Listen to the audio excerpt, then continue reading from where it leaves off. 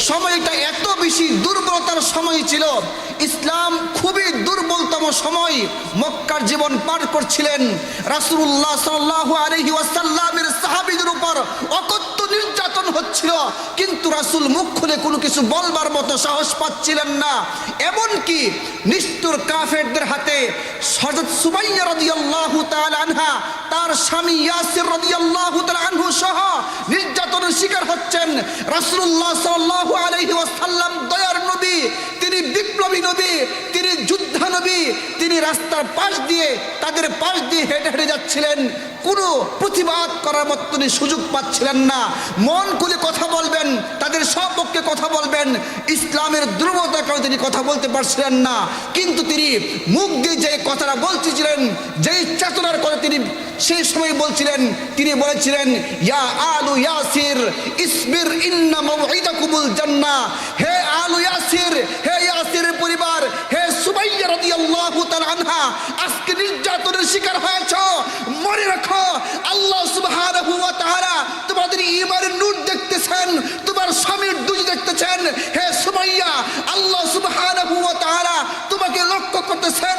আল্লাহ সুবহানাহু ওয়া তাআলা আমাকে জানিয়ে দিচ্ছেন, এই সবরের কারণে, এই চেতনার কারণে, এই ধৈর্যের কারণে আল্লাহ সুবহানাহু ওয়া তাআলা তোমাদেরকে জান্নাতের ওয়াদা ঘোষণা করেছেন।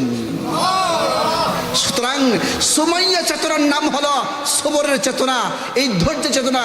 এই জন্য সম্মানিত হাজিরিন, আমাদের উস্তাদুল আসাতিজা শাইখুল হাদিস মাহফুজুল হক সাহেব দামাত বারাকাতুহুল আলিয়া, তিনি বুখারী শরীফের শেষ হাদিসের দর্শ শেষ করেছেন।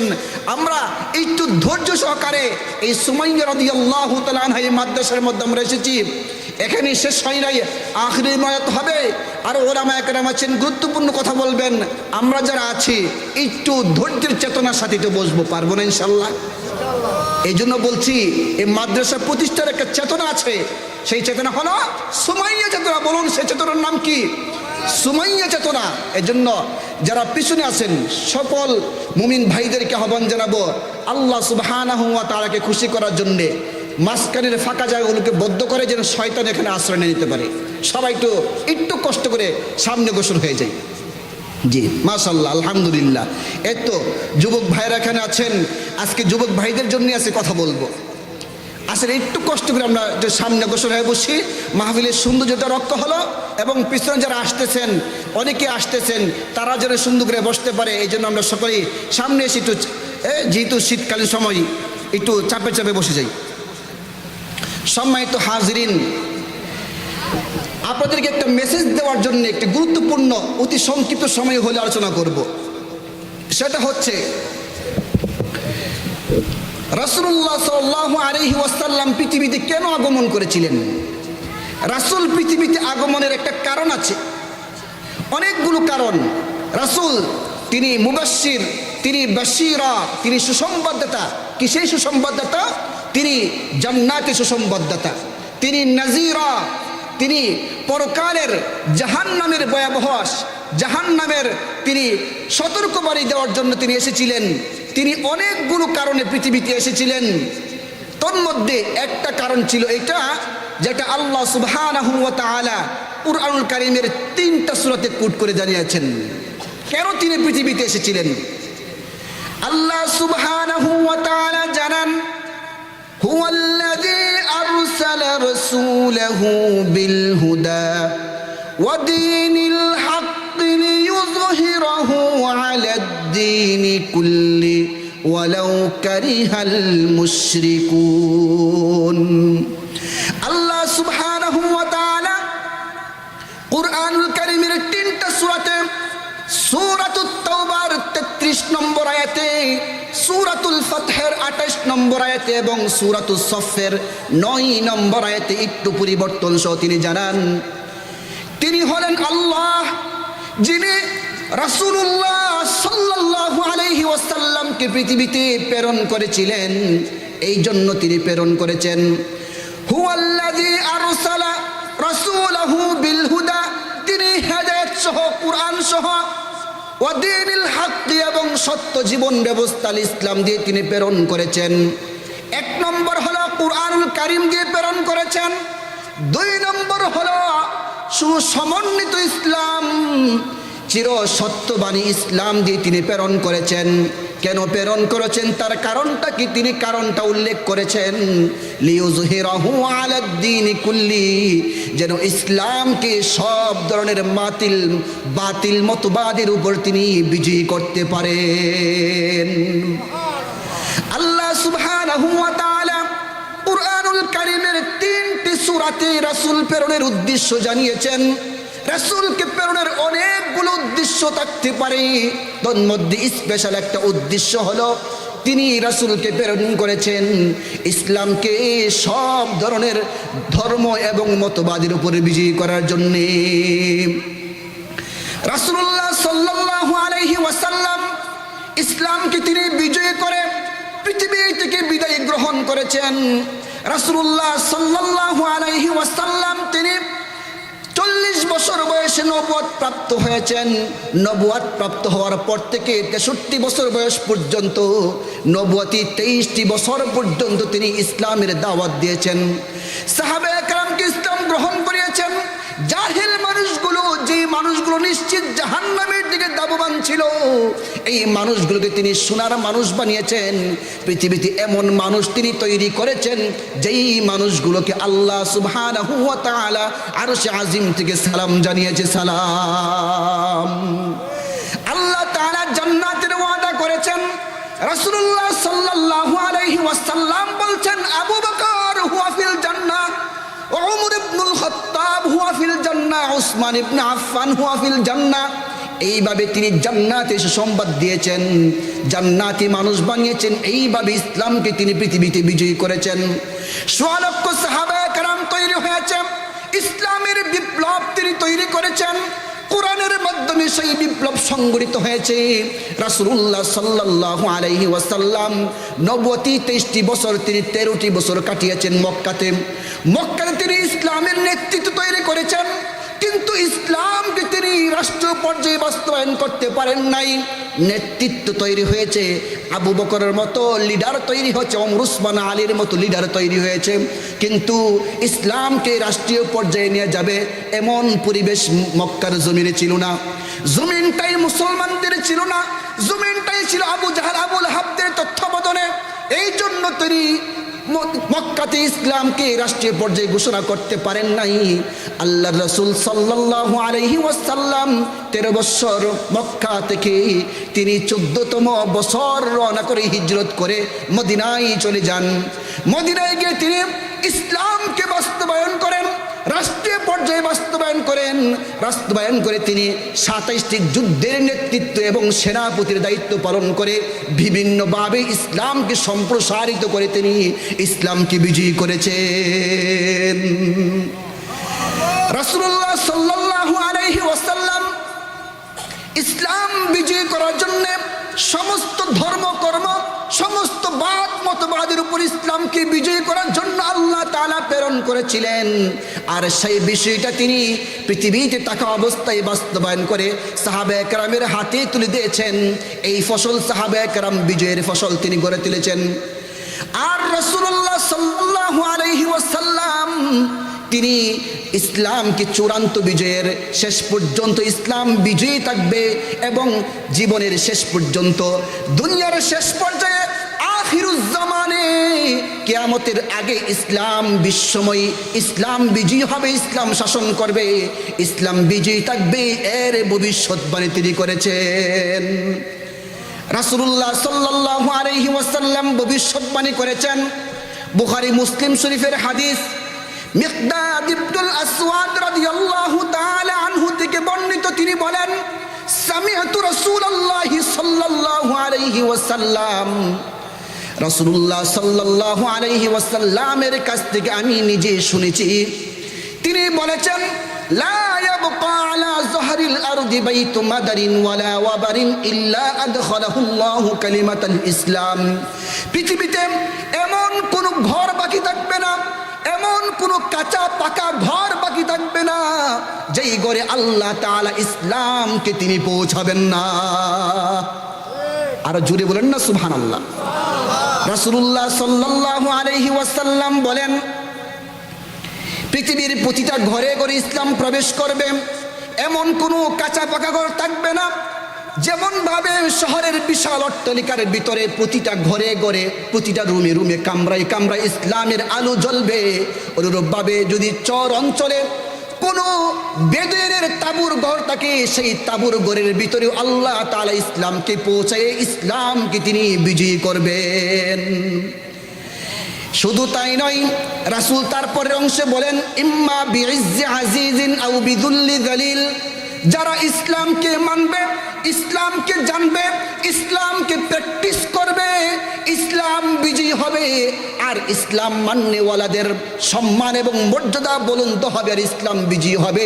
আর যারা ইসলামকে মানবে না, ইসলামের বিরুদ্ধাচরণ করবে, রাসূল বলেছেন আও বিযুল্লি জালিল, ইসলাম বিজয়ী হবে।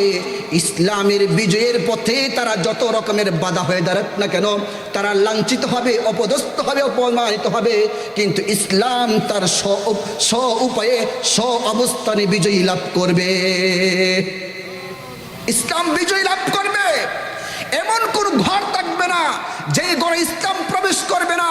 প্রত্যেকটা কাঁচা পাকা ঘরে, চাই সেটা কোনো শহরের অট্টালিকা হোক কিংবা সেটা কোনো চর অঞ্চলের কোনো বেদুইনদের তাঁবুর ঘর হোক, আল্লাহ সুবহানাহু ওয়া তাআলা শহরের ঘরে যেমনভাবে ইসলামকে পৌঁছাবেন, অনুরূপভাবে তিনি চরের অঞ্চলের তাঁবুর ঘরের ভিতরে তিনি ইসলামকে বিজয়ী করে সারা দুনিয়াময় ইসলাম তিনি করে দিবেন।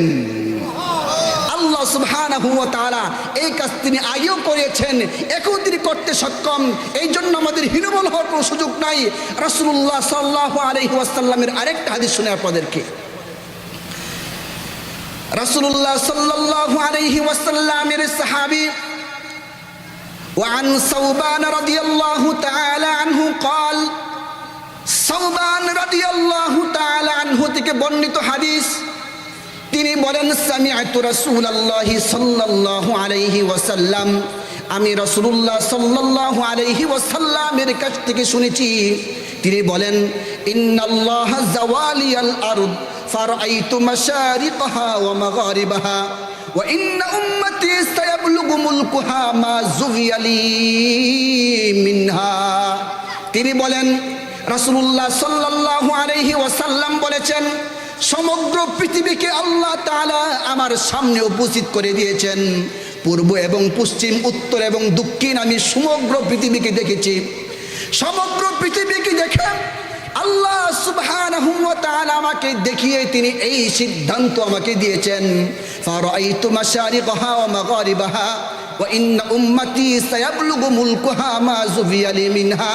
সমগ্র পৃথিবী আল্লাহ আমাকে দেখিয়েছেন আর বলেছেন, সমগ্র পৃথিবীর যত দূর আপনার দৃষ্টি গিয়েছে তত দূর পর্যন্ত আল্লাহ তাআলা ইসলামকে পৌঁছাবেন। এর মানে তত দূর পর্যন্ত ইসলামের বিজয় হবে।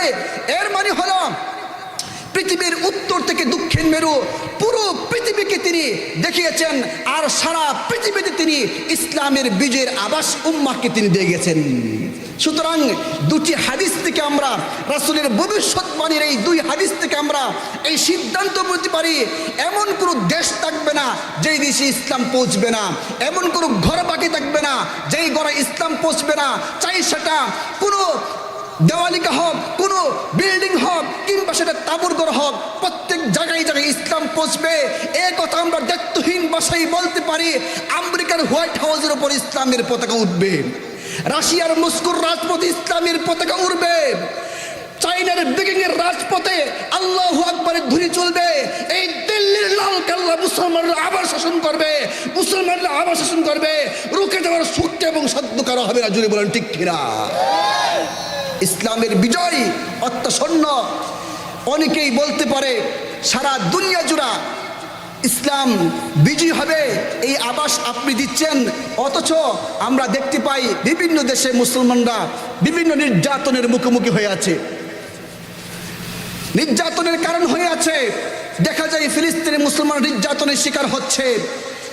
দেখা যায় এই আমাদের পার্শ্ববর্তী দেশ, এই যে ইন্ডিয়া, গুজরাটে মুসলমানরা নির্যাতনের শিকার হয়, আর আপনি এখানে বসে বসে ইসলামের বিশ্ববিজয়ের স্বপ্ন দেখতেছেন। এই কথা কেউ কেউ বলতে পারে, এই কথা তারাই বলতে পারে যারা ইসলাম নিয়ে যাদের চুলকানি আছে। নাস্তিক মুরতাদ ছাড়া এই জাতের কথা আর কেউ বলবে না। কারণ আমাদের নবীর বাণী সম্পর্কে আমাদের 100% বিশ্বাস আছে, যদি বলেন ঠিক কিনা। রাসূলের মুখ নিঃসৃত কোনো কথা এই পর্যন্ত অসত্য হয়েছে, বাস্তবায়ন হয় নাই, ইতিহাসে সেই রকমের কোনো সাক্ষী নাই। আমরা কথা বিশ্বাস করি রাসূল মুখ দিয়ে যা বলেছেন, ইশারা দিয়ে যা বলেছেন, যা করেছেন সবগুলো বাস্তবায়িত হয়েছে, আজও বাস্তবায়ন হওয়া সম্ভব, যদি বলেন ঠিক কিনা। আসুন, শুধুমাত্র এগুলো আমাদের দাবির কথা না, কয়েকটা উদাহরণ দিয়ে আমরা বুঝি রাসূলুল্লাহ সাল্লাল্লাহু আলাইহি ওয়াসাল্লামের ভবিষ্যৎবাণী এটা যে বাস্তবায়ন হবে তা আমরা উদাহরণের মাধ্যমে বুঝবার চেষ্টা করি। রাসূলুল্লাহ সাল্লাল্লাহু আলাইহি ওয়াসাল্লাম মক্কাতে 13 বছর ছিলেন, নির্যাতনের শিকার হয়েছেন, সাহাবা একরাম নির্যাতনের শিকার হয়েছেন। সুমাইয়া রাদিয়াল্লাহু তাআলা আনহা নির্যাতনের মুখোমুখি হয়েছেন। খাব্বাব, হুবাইব, জাবির, জুবাইর, আম্মার, ইয়াসির সহ অসংখ্য সাহাবা একরাম, বেলাল রাদিয়াল্লাহু তাআলা আনহু সহ এই নির্যাতনের মুখোমুখি হয়েছেন। সাহাবা একরাম আসতেন, এসে বলতেন, ইয়া রাসূলুল্লাহ আলা তাস্তানসিরুনা আলা তাদউলানা, হে আল্লাহর রাসূল আমাদের জন্য আল্লাহর কাছে সাহায্য কামনা করুন, আল্লাহর কাছে আমাদের জন্য একটু দোয়া করুন, আল্লাহ যেন আমাদেরকে নুসরত দান করে। সাহাবা একরাম এই বিভিন্ন রকমের দোয়া এবং প্রার্থনা তারা রাসূলের কাছে চাইতেন। রাসূলুল্লাহ সাল্লাল্লাহু আলাইহি ওয়াসাল্লাম সান্ত্বনা দিয়ে দিয়ে সাহাবা একরামকে বলতেন। এক পর্যায়ে যখন সাহাবা একরাম সহ এমনকি রাসূল নিজেও নির্যাতনের শিকার হয়েছেন, রাসূলুল্লাহ সাল্লাল্লাহু আলাইহি ওয়াসাল্লাম কাবার চত্বরে নামাজ পড়তেছেন, তখনকার সময়ের বিশ্ব সন্ত্রাস আবু জাহাল রাসূলুল্লাহ সাল্লাল্লাহু আলাইহি ওয়াসাল্লামের এই গলার মধ্যে গামছা পেঁচিয়ে রাসূলকে শ্বাসরুদ্ধ করে মারবার পায়তারা করছিল। রাসূলুল্লাহ সাল্লাল্লাহু আলাইহি ওয়াসাল্লাম যখন এই অবস্থায় ছিলেন, এমনকি তিনি সেজদায় যখন গেছেন, তখনকার সময়ের পাষণ্ড এই কাফির মুশরিকরা উটের বিশাল বড় নারী বুড়ি রাসূলের উপর এসে ফেলে দিয়েছে। রাসূল সাল্লাল্লাহু আলাইহি ওয়াসাল্লাম ভারের কারণে তিনি সেজদা থেকে উঠতে পারছিলেন না। আবু বকর রাদিয়াল্লাহু আনহু কোনো কথা বলবেন সাহস করতে পারছেন না। দৌড়ে গিয়ে ফাতেমা রাদিয়াল্লাহু তাআলা আনহাকে খবর দিলে ফাতেমা রাদিয়াল্লাহু তাআলা আনহা এসে রাসূলের উপর থেকে নারী বুড়িগুলো সরাই দেন। রাসূলুল্লাহ সাল্লাল্লাহু আলাইহি ওয়াসাল্লাম সেদিন বলেছিলেন, এমন একদিন আসবে যেদিন এই সমস্ত কাফের মুশরিকরা পলানোর পথ পাবে না, ইসলাম বিজয়ী হবে। আল্লাহ সুবহানাহু ওয়া তাআলা সূরাতুল কমর আয়াত নাযিল করেছেন, সাইফুজামুল জামউ ওয়া ইউওয়াল্লুনা দুবুর। হে রাসূল, অত্যসন্ন সেই বিজয় আপনার কাছে চলে আসবে যেদিন ইসলাম বিজয়ী হবে আর এই সমস্ত কাফের মুশরিকরা পরাজয় বরণ করবে। সেদিন খুব বেশি দূরে নয়। সেই পরাজয়, সেই রাসূল সাল্লাল্লাহু আলাইহি ওয়াসাল্লামের এই ভবিষ্যৎবাণী এটা বাস্তবায়ন হতে খুব একটা বেশি দিন লাগে নাই, মাত্র ওয়েটিং 5 ইয়ার্স। 5 বছরের মাথায় ঐতিহাসিক দ্বিতীয় হিজরিতে 17 রমজান যখন বদর দিবস সংগঠিত হয়, বদর দিবসে রাসূলুল্লাহ সাল্লাল্লাহু আলাইহি ওয়াসাল্লামের এই ভবিষ্যৎবাণী বাস্তবায়িত হয়ে যায়। রাসূলুল্লাহ সাল্লাল্লাহু আলাইহি ওয়াসাল্লাম তিনি দেখতে পান বদর দিবসে যুদ্ধ শেষে যে সমস্ত লোকজন রাসূলকে নির্যাতন করেছিল, সাহাবা একরামকে নির্যাতন করেছিল, এই সুমাইয়া রাদিয়াল্লাহু তাআলা আনহাকে নির্যাতনের কঠোর স্টিমুলাস চালিয়েছিল, ঠিক সেই সময় আল্লাহ সুবহানাহু ওয়া তাআলা ঐতিহাসিক বদর যুদ্ধে মুসলমানরা বিজয়ী হয়েছে। আর এই সমস্ত আবু জাহাল মার্কা যে সমস্ত কাফির মুশরিক ছিল তারা পরাজিত হয়েছে। জরমের মতো আল্লাহ সুবহানাহু ওয়া তাআলা রাসূলের সেই মক্কার ভবিষ্যৎবাণী 5 বছরের মাথায় বদরের প্রান্তরে আল্লাহ তাআলা বিজয় করে দেখিয়েছেন। রাসূলুল্লাহ সাল্লাল্লাহু আলাইহি ওয়াসাল্লাম দেখতে পেলেন বদরের মাঠে যে সমস্ত কাফির মুশরিকটা ছিল, এই সমস্ত কাফির মুশরিকরা মারা পড়েছে, ধরাশায়ী হয়েছে। সাহাবা একরাম 3 দিন সেই মাঠে অবস্থান করেছেন। অবস্থান করাকালীন সময়ে সাহাবা একরাম যখন তাদেরকে ধরে ধরে নিয়ে বদরের মাঠে একটা পরিত্যক্ত কূপ ছিল, এই কূপের মধ্যে নিক্ষেপ করছেন, রাসূলুল্লাহ সাল্লাল্লাহু আলাইহি ওয়াসাল্লাম সেখানে গেলেন, গিয়ে কথা বললেন। রাসূলুল্লাহ সাল্লাল্লাহু আলাইহি ওয়াসাল্লাম গেলেন, কি জিজ্ঞেস করলেন, ইন্না কদ ওয়াজাদনা মা ওয়াদানা রাব্বুনা হাক্কা ফাহাল ওয়াজাদতুম মা ওয়াদা রাব্বুকুম হাক্কা। হে মক্কার কাফের মুশরিকরা, দুর্দর্শ সেই সন্ত্রাসীরা, আল্লাহ তাআলা আমাদের সাথে ওয়াদা করেছিলেন ইসলামের বিজয় হবে। আজকে আমরা আল্লাহর ওয়াদা সত্য এবং বাস্তবে পেয়েছি।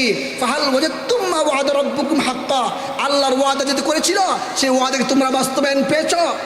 উমর রাদিয়াল্লাহু আনহু তখন কথা বলছিলেন, মা তুকাল্লিমু মিন আজসাদিল্লাহ আরওয়াহা লাহা, হে রাসূল আপনি কাদের সাথে কথা বলছেন যারা কিনা তাদের ভিতরে কোনো প্রাণ নাই, আপনি তাদের সাথে কথা বলছেন? রাসূল তখন জবাব দিয়েছিলেন, বুখারী শরীফের হাদিস, এই দ্বিতীয় খণ্ডের হাদিস। রাসূল তখন বলেছিলেন, হে উমর, আজকে তোমরা আমার কথা যতটা না ভালো করে শুনতেছো, তার চেয়ে আরো ভালো করে পরিত্যক্ত কূপের মধ্যে আবু জাহাল মার্কা সন্ত্রাসীরা শুনতেছে। জোরে বলেন ঠিক কিনা? রাসূলের ভবিষ্যৎবাণী বাস্তবায়ন হয়েছে কিনা? বাস্তবায়ন হয়েছে। আরেকটা রাসূলের ভবিষ্যৎবাণীর কথা বলি।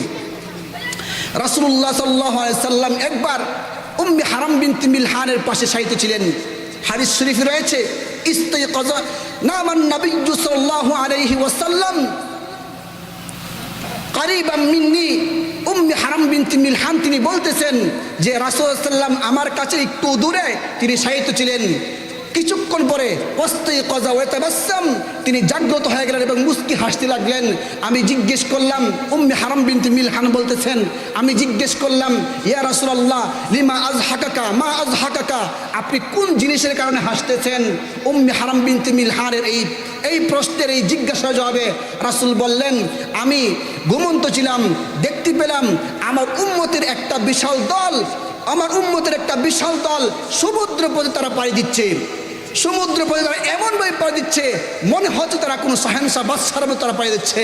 কাল মুলুকি আল আসিররা, তাদেরকে দেখতে মনে হলো তারা শাহেনশাহ বাদশার মতো সমুদ্র পথ পাড়ি দিচ্ছে। উম্মে হারাম বিনতে মিলহান জিজ্ঞেস করলেন, তাদের এই অবস্থা কেন? রাসূলুল্লাহ সাল্লাল্লাহু আলাইহি ওয়াসাল্লাম বললেন, এই বাহিনীটা সর্বপ্রথম সেই সমুদ্রের সেই বাহিনী, তারা সুদূর সাইপ্রাসে যাবে, সেখানে গিয়ে ইসলামের বিজয়ী কেতন উড়াবে। আমি সেই স্বপ্ন দেখতে পেয়েছি। উম্মে হারাম বিনতে মিলহান বললেন, ইয়া রাসূলুল্লাহ উদউল্লাহ আইয়াজআলানি মিনহুম, আপনি আমার জন্য দোয়া করে দেন যেন আল্লাহ তাআলা সেই মুবারক কাফেলার অন্তর্ভুক্ত আমি উম্মে হারাম বিনতে মিলহানকে করে নেই। রাসূলুল্লাহ সাল্লাল্লাহু আলাইহি ওয়াসাল্লাম বলেন, আনতি মিনহুম, যাও উম্মে হারাম বিনতে মিলহান, তুমি তার সাথে হবে, তুমি সেই মুবারক কাফেলার সাথে হয়ে যাবে। বেশি দিন সময় লাগে নাই। উসমান রাদিয়াল্লাহু আনহুর সময়ে সর্বপ্রথম নৌবাহিনী হিসাবে, মুসলমানদের সৈন্যবাহিনীর নৌবাহিনীর একটা অংশ হিসাবে মুআবিয়া রাদিয়াল্লাহু আনহু তিনি মুসলমানদের সৈন্যবাহিনীর সাথে একটা বাহিনী সংযুক্ত করলেন। আর সেই বাহিনীটা সর্বপ্রথম সুদূর সাইপ্রাসের উদ্দেশ্যে যাত্রা করে সেখানে মুসলমানদের বিজয় কাতুর করানোর জন্য সাইপ্রাসে গেল। সাথে উবাদা ইবনে সামিত রাদিয়াল্লাহু আনহু তিনি তার স্ত্রী উম্মে হারাম বিনতে মিলহানকে সাথে নিয়ে তিনি সাইপ্রাসে গেলেন। সাইপ্রাসে সেখানে যুদ্ধ হলো। যুদ্ধ হওয়ার পর সেখানে মুসলমানরা বিজয় লাভ করলো আর মুসলিমরা পরাজিত হলো। আজও পর্যন্ত সেই সাইপ্রাসের মাটিতে উম্মে হারাম বিনতে মিলহানের কবর রয়েছে। যারা পর্যটক তারা সেখানে যায়। কিন্তু কিভাবে তিনি শাহাদাত বরণ করলেন? উম্মে হারাম বিনতে মিলহানের শাহাদাতের ভবিষ্যৎবাণী তিনি করেছিলেন। সেখানে যুদ্ধ শেষ হয়ে গেল। যুদ্ধ শেষ হওয়ার পথে যখন তিনি ফিরে আসবেন, ফিরে আসার পথে তিনি উটের উপর আরোহণ করবেন। উটের উপর আরোহণ করার অবস্থায় উম্মে হারাম বিনতে মিলহান তিনি হঠাৎ করে পড়ে সেখানে তিনি শাহাদাত বরণ করেন। রাসূলুল্লাহ সাল্লাল্লাহু আলাইহি ওয়াসাল্লামের সেই ভবিষ্যৎবাণী খুব বেশি সময় লাগে নাই। উসমান রাদিয়াল্লাহু আনহুর খেলাফতকালীন সময়ে আল্লাহ সুবহানাহু ওয়া তাআলা উম্মে হারাম বিনতে মিলহানের শাহাদাতের ভবিষ্যৎবাণী সাইপ্রাসের মাটিতে সংঘটিত হয়ে যায়। আমরা সেই কথা দায়িত্বহীনবাসী বলতে চাই, রাসূলুল্লাহ সাল্লাল্লাহু আলাইহি ওয়াসাল্লাম ভবিষ্যৎবাণী তিনি করেছেন, ইসলাম বিজয়ী হবে, সারা দুনিয়া ইসলাম শাসন করবে, প্রতিটা কাঁচা পাকা করে ইসলাম জ্বলবে, ইসলামের আলো সেখানে জ্বলবে। এটা আমরা যেমন বিশ্বাস করি, অনুরূপভাবে রাসূলুল্লাহ সাল্লাল্লাহু আলাইহি ওয়াসাল্লামের ভবিষ্যৎবাণীগুলো সবগুলোকে আমরা বিশ্বাস করি। যদি বলেন ঠিক কিনা? রাসূল ভবিষ্যৎবাণী করেছেন। কি সেই ভবিষ্যৎবাণী? সেই ভবিষ্যৎবাণী হলো গাজওয়াতুল হিন্দের ভবিষ্যৎবাণী। গাজওয়াতুল হিন্দের ভবিষ্যৎবাণী রয়েছে। সর্বাধিক হাদিস বর্ণনাকারী সাহাবী আবু হুরায়রা রাদিয়াল্লাহু আনহু তিনি হাদিস বর্ণনা করেছেন, ওয়াদানা রাসূলুল্লাহ সাল্লাল্লাহু আলাইহি ওয়াসাল্লাম গাজওয়াতুল হিন্দ। আবু হুরায়রা রাদিয়াল্লাহু তাআলা আনহু তিনি বলেন, রাসূলুল্লাহ সাল্লাল্লাহু আলাইহি ওয়াসাল্লাম তিনি আমাদের সাথে ওয়াদা করেছেন গাজওয়াতুল হিন্দের। আমি বলেছিলাম, ও আল্লাহর রাসূল, ফাইন আদরাকতুহা উনফিকু ফিহা নাফসি ওয়া মালি, আমি যদি গাজওয়াতুল হিন্দের অংশগ্রহণকারী সাহাবী হয়ে যাই, উনফিকু ফিহা নাফসি ওয়া মালি, আমি আমার জীবন এবং আমার সম্পদকে আল্লাহর রাস্তায় কুরবানি করে দিব। আল্লাহু আকবার। ওয়া ইন কুতিলতু, ওয়া ইন কুতিলতু ফাআনা আফজালুশ শুহাদা, আর আমি যদি গাজওয়াতুল হিন্দে শাহাদাত বরণ করি আমি হব সর্বোত্তম শহীদ। ওয়া ইন রাজাতু ফাআনা আবু হুরায়রা আল মুহাররার, আর আমি যদি গাজওয়াতুল হিন্দ থেকে গাজী হয়ে বাড়িতে ফিরি তাহলে আমি হয়ে যাব জাহান্নাম থেকে মুক্ত একজন আবু হুরায়রা। রাসূলুল্লাহ সাল্লাল্লাহু আলাইহি ওয়াসাল্লামের শুধু এই বাণী শেষ নয়, রাসূলুল্লাহ সাল্লাল্লাহু আলাইহি ওয়াসাল্লামের আযাদকৃত গোলাম ছিল সাওবান রাদিয়াল্লাহু তাআলা আনহু থেকে বর্ণিত হাদিস মুসলিম শরীফে রয়েছে, বাইহাকিতে রয়েছে, মুসান্নাফ আব্দুর রাজ্জাকে রয়েছে। তিনি বলেন ওয়ান সাওবান রাদিয়াল্লাহু তাআলা আনহু মাওলা রাসূলিল্লাহি সাল্লাল্লাহু আলাইহি ওয়াসাল্লাম, সাওবান রাদিয়াল্লাহু তাআলা আনহু তিনি বলেন ইসাবাতানি মিন উম্মতি আহরাজাহুমুল্লাহু মিনান নার। শেষ জামানায় দুটি দল হবে, দুটি দল, যেই দুটি দলকে আল্লাহ সুবহানাহু ওয়া তাআলা জাহান্নামের আগুন থেকে মুক্ত করবেন। আল্লাহ তাআলা জাহান্নামের আগুন থেকে মুক্ত করার সার্টিফিকেট দিয়েছেন। একটি দল হলো ইসাবাতুন তাগজুল হিন্দা, একটা দল হবে সেই দল যেই দল কিনা গাজওয়াতুল হিন্দের যুদ্ধে অংশগ্রহণ করবে। এই দলটা জাহান্নাম থেকে মুক্ত হবে।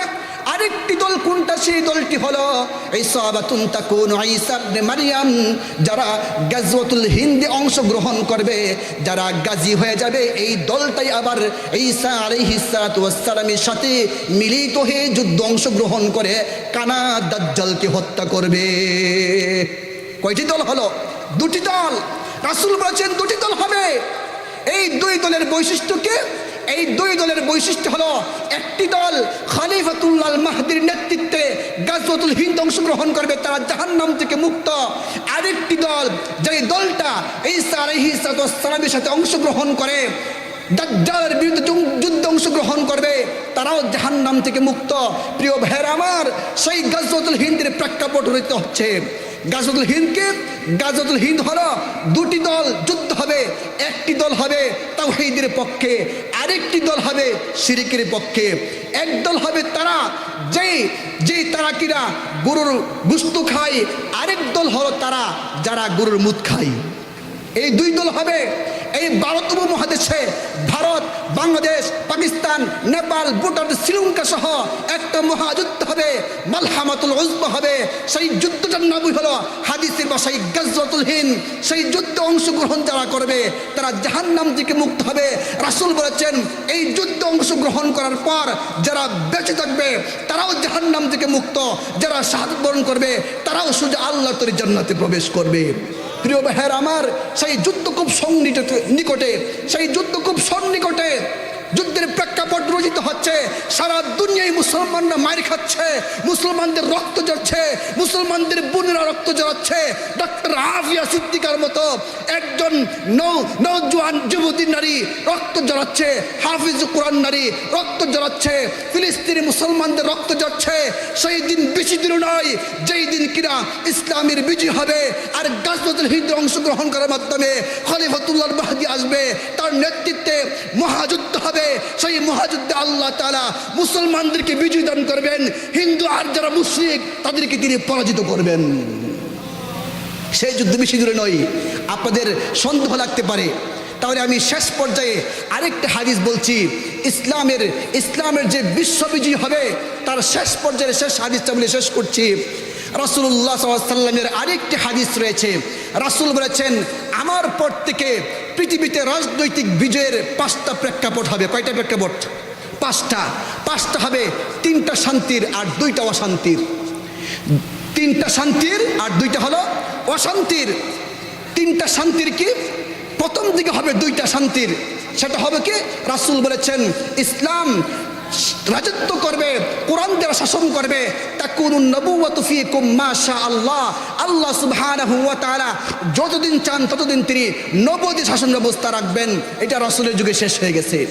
রাসূল তারপরে বলছেন দ্বিতীয় শান্তির রাজত্ব হলো, দ্বিতীয় শান্তির শাসনকাল হলো তাকুনুন নবুওয়াতু আলা মিনহাজিন নবুওয়া, তাকুনুন নবুওয়াতু আলা মিনহাজিন নবুওয়া। আর নবুয়তি শাসন কায়দায় খেলাফত ব্যবস্থা, খেলাফত আলা মিনহাজিন নবুওয়া, সেটা সেটা শাসনকাল হবে, সেটাও 30 বছর পর্যন্ত শাসনকাল ছিল, সেটাও শেষ হয়ে গেছে। রাসূল তারপরে বলছেন এরপরে 2টা অশান্তি শাসন আসবে, সেটা হলো সুম্মা তাকুনু মুলকান আদান, এরপর আসবে জুলুম, অত্যাচার, নির্যাতন, নিপীড়নের শাসনকাল, সেটা আসবে, সেটাও প্রায় শেষ হয়ে গেছে। আর 4 নম্বর অশান্তি শাসনকাল যেটা, সেটা কেন চলছে, সেটা হলো সুম্মা তাকুনু, দেখেন না এখন আর কারো রাজত্ব করার জন্যে কোনো বুড়াবুড়ি লাগে না, কার গদি কে দখল করবে এই ব্যবস্থা এখন চলমান, এটা চলতেছে, এটা অচিরেই শেষ হয়ে যাবে। রাসূলুল্লাহ সাল্লাল্লাহু আলাইহি ওয়াসাল্লাম তারপর তিনি শান্তির 5ম শাসন ব্যবস্থা তিনি বলছেন, সেটা হলো সুম্মা তাকুনু আলা মিনহাজিন নবুওয়া আখিরান, এরপরে সর্বশেষ আবার নবুয়তি কায়দায়, নবুয়তি শাসন ব্যবস্থায়, খেলাফতে শাসন ব্যবস্থায় আবার ইসলামকে বিজয়ী হবে। এই ইসলাম বিজয়ী হওয়ার মাধ্যমে সারা পৃথিবীর শান্তিকামী মানুষরা সেই কালিমার পতাকা তলে তারা সকলে চলে আসবে। এখান থেকে যে শাসন ব্যবস্থা চলবে, এই শাসন ব্যবস্থার মাধ্যমে সারা দুনিয়াতে আবার সুন্দর শান্তির নীড় গঠিত হয়ে যাবে। সুম্মা সাকাতা, এরপর সাল্লাম এই কথাটা বলে তিনি চুপ হয়ে গেছেন। এর দ্বারা কি বোঝা যায়, সেই দিন বেশি দূরে নয়, সেদিন বেশি দূরে নয় যেদিন কিনা ইসলামের শাসন ব্যবস্থা কায়েম হবে, সেদিন বেশি দূরে নয় গাজওয়াতুল হিন্দের মাধ্যমে আল্লাহ সুবহানাহু ওয়া তাআলা মুসলমানদের সেই ভবিষ্যৎবাণী সারা দুনিয়াতে ইসলামের বিজয় দান করবেন। সেই বিজয়ের জন্য আগে যে কাজটা করতে হবে সেটা হলো যুবকদেরকে আগে ফিরে আসতে হবে, ইসলামের প্রতি ফিরে আসতে হবে, যুবকদেরকে ইসলাম প্র্যাকটিস করতে হবে। যারা যুবকদের বাবার আছেন তারা সেই যুবক যুবতীদেরকে, তরুণ আর তরুণীদেরকে এই পথে ফিরে আনতে হবে, ইসলামকে জানতে হবে, ইসলামকে মানতে হবে, ইসলামের মার্কাজগুলোকে সতেজ রাখতে হবে। এই যে মাদ্রাসা আছে, মাদ্রাসা মসজিদ খানকাগুলোকে আবার সেই আগের মতোই সাজাতে হবে, সতেজ রাখতে হবে, ইমানে বুলিয়ান হতে হবে। মনে রাখবেন সেদিন বেশি দূরে নয়, এই উম্মার সৈনিকেরা রেডি হচ্ছে, এই উম্মার সৈনিকেরা বাংলাদেশ, ভুটান, পাকিস্তান, নেপাল সহ প্রায় 80 লক্ষ মুসলিম উম্মার যুবকেরা, সেই কালো পতাকাবাহী লোকেরা তৈরি হচ্ছে, এই যুদ্ধে অংশগ্রহণ করবে। যারা অংশগ্রহণ করতে পারে তাদের কপাল খুলে যাবে, তারা জান্নাতি হয়ে যাবে। যারা অংশগ্রহণ করতে পারবে না সেই গাজওয়াতুল হিন্দে, তারা জাহান্নামী হয়ে যাবে। প্রিয় ভাইয়েরা, সবাইকে আহ্বান জানাই ইসলামকে প্র্যাকটিস করার, সবাইকে আহ্বান জানাই নিজেদের সন্তানদেরকে ইসলাম পালন করার, সবাইকে আহ্বান জানাই আমরা চাই একটা ফজরি জামাত, যারা ফজর নামাজ পড়বে তারাই সেই কাফেলার অধিক সম্ভব তারা সৈনিক হবে। যারা এই প্রবাদ কাফেলার অংশগ্রহণকারী হবে তারাই কেবল এই প্রকৃত ইমানদার হবে, আর তারাই সেখানে অংশগ্রহণকারীর মতো সবচেয়ে বেশি উপযোগী সৈনিক এবং চেতনাবাহী হবে। আল্লাহ সুবহানাহু ওয়া তাআলা আমাদেরকে, আমাদের এই দ্বীনি মার্কাজকে, এই সুমাইয়া চেতনাবাহী সুমাইয়া রাদিয়াল্লাহু তাআলা আনহা এই মাদ্রাসাকে আল্লাহ কবুল করুন। এই যে স্বপ্নের বাস্তবায়ন হয়েছে, আল্লাহ সুবহানাহু ওয়া তাআলা এই জায়গাতে, মানুষ বলে গোবরে পদ্মা ফুল, আসলে এমন একটা নির্জন জায়গাতে যেখানে চুরি ডাকাতি রাহাজানি আর ডাকাতেরা সেখানে তাদের ডাকাত করা এই সম্পদগুলো তারা বন্টন করতো, এই জায়গাতে আল্লাহ সুবহানাহু ওয়া তাআলা ক্বাল আল্লাহ আর ক্বাল রাসূলের আওয়াজ উঠাই দিয়েছেন। আল্লাহ কি না করতে পারেন। সম্মানিত হাজিরিন, যারা আমার এই কথাগুলো শুনতেছেন সবাইকে আহ্বান জানাবো, ইসলামকে জানুন, ইসলামকে মানুন, ইসলামকে বুঝে শুনে পড়ুন, কোরআনকে বুঝবার চেষ্টা করুন। নিজের সন্তানকে এই মাদ্রাসায় দিয়ে, এই মাদ্রাসার ছেলেদের শাখায় দিয়ে ইসলামকে জানানোর জন্য, বোঝানোর জন্য আপনার সহযোগিতা করুন। আল্লাহ সুবহানাহু ওয়া তাআলা আমাদেরকে, আমাদের এই দ্বীনি মার্কাজকে কবুল করুন। ওয়া আখিরু দাওয়ানা আলহামদুলিল্লাহি রাব্বিল